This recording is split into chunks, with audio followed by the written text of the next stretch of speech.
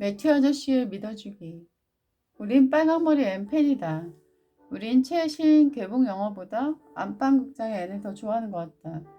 일주일에 몇 번씩 이 만화를 본다. 내 반쪽은 이 만화가 어떤 드라마나 책보다도 배우는 게 많다고 한다.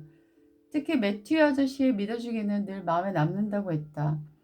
나 역시 빨강머리 앤의 캐릭터 중 매튜 아저씨가 너무 좋다. 진실하시고 성실하시고 조용하시고 자신을 드러내는 법이 없다. 그저 앤을 믿어주는 것이 매튜 아저씨의 모든 것이다.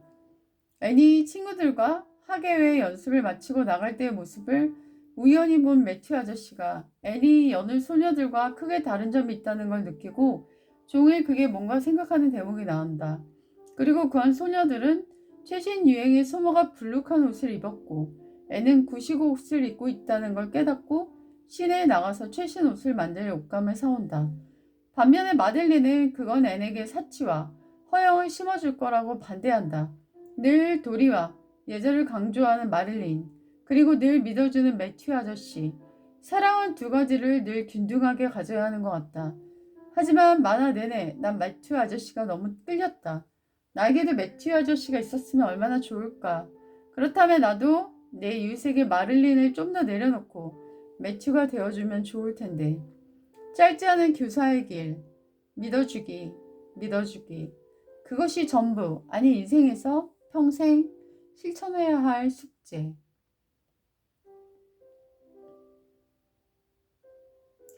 매튜 아저씨. 나는 사람들이 다 좋아하는 빨간머리 앤을 좋아하지 않았다. 그 이유는 빨간머리 앤이 갖고 있는 성향이 나랑 너무 비슷하기 때문에 동적 혐오를 느껴 그녀에게 마음이 가지 않아 좋아하지 않았고 오히려 다이애나에게 매우 깊은 애정을 느꼈다. 그러다 우연히 에코백에 그려진 빨강머리 앤이 눈에 들어왔고 그녀의 모습이 사랑스럽다라는 느낌을 갖게 되었다.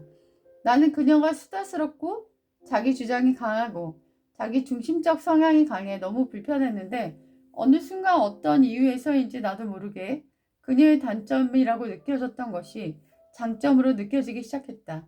그래서 심지어 빨강머리 앤 영화도 한 편 보게 되었는데 그녀의 모습은 너무나 나와 닮아 있어 나도 놀랄 정도가 되었고 내 옆에 있었던 내 남편이 당신이랑 너무 똑같아. 당신 같아. 라고 말을 계속해서 아 정말 비슷한 점이 많은가 보다 라고 다시 한번 깨달아지는 계기가 되었다. 빨간머리 앤을 보고 있다 갑자기 매튜 아저씨 대사가 훅 들어온다. 언젠가 누가 너에게 무슨 말을 하든지 아무 상관이 없는 날이 오게 될 거야. 나는 요즘 모든 것이 순조롭게 들린다는 이순이라는 단어에 집중해서 생각을 골몰하고 있었는데 매튜 아저씨가 주려는 메시지랑 너무나 똑같아서 아주 깜짝 놀랐다. 나는 빨간머리 앤에서 제일 좋아하는 캐릭터는 매튜 아저씨다.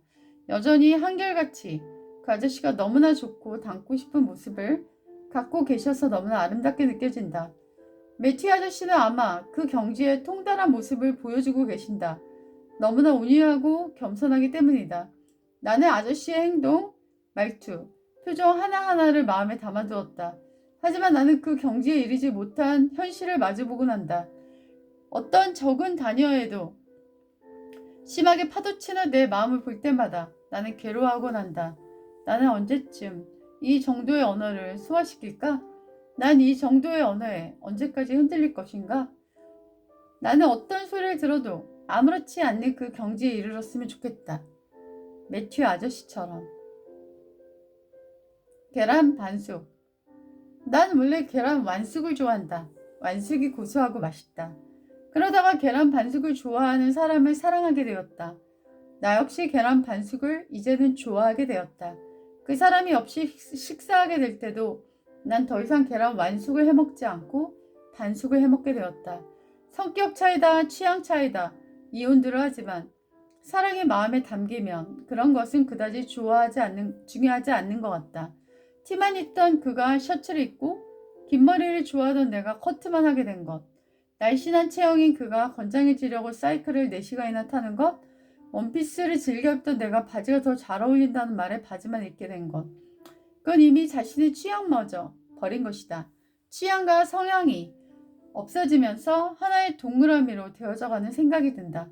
예전엔 서로의 개성 강한 반쪽이 도저히 하나의 원이 되지 못해서 여기저기 충돌했는데 지금 하나에 딱 맞는 동그라미가 여기저기 울퉁불퉁한 길에서 이리저리 튕겨져 나가 모양이 찌그러져 쉬고 있다. 그럼 성한 동그라미 반쪽이 찌그러진 동그라미 반쪽을 어루만져주고 펴주고 다시 경주를 준비한다. 길들은 거친데 동그라미마저 맞지 않으면 그 긴 여정은 너무나 힘겹겠지? 맞추다 보면 맞아졌고 이젠 즐거워지기까지 한 하나됨.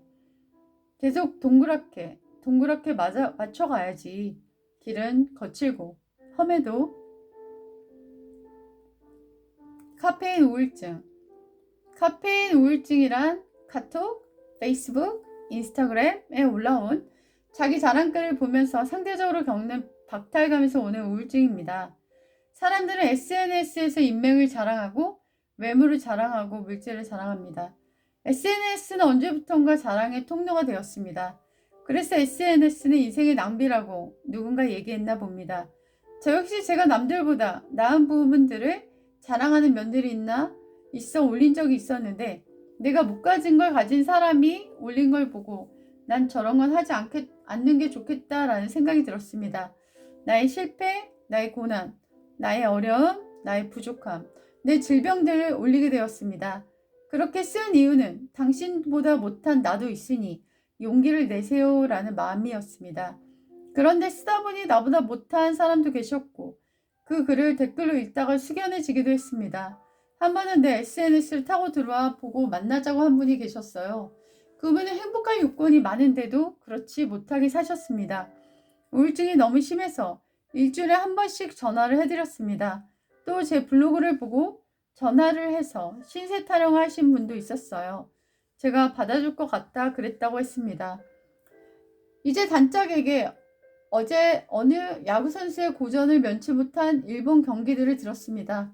그리고 그가 그 슬럼프를 극복했을 때도 승승장구했을 때도 겸손했던 그의 모습을 모두가 멋지게 보였다는 얘기를 듣고 진짜 멋있다라는 생각을 하게 되었습니다. SNS가 이젠 다른 창구로 활용되었으면 좋겠습니다. 내 인생 잔혹사, 내 인생 바닥사. 그걸 읽는 친구들도 말로는 못했던 자신의 슬럼프의 산을 같이 넘는 그런 게시글들을 읽었으면 좋겠습니다. 남을 비난하고 욕하는 글 말고요. 자신의 고난을 헤쳐가는 글들, 건강한 글들을 보고 싶습니다. 2년 넘게 SNS를 하다 보니 이웃들의 잠수를 보게 됩니다.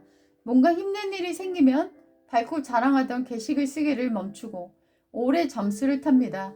늘 밝고 좋은 거 먹고 좋은 데 가고 잘 나가고 살을 빼고 그런 것만이 SNS의 거짓인 건 누구나 알 겁니다. 프사 사진의 젊고 매력적인 모습은 만나보면 정말 심한 거짓인 걸 자주 느낍니다. SNS 먹방 프로가 많던데 한 가난한 사람이 밥이랑 김치만 놓고 먹방을 찍어 올린 게 인상적이었습니다. 그 유튜브는 찍고 싶은데 비싼 음식을 살 능력이 안 돼 그렇게 올린 것입니다.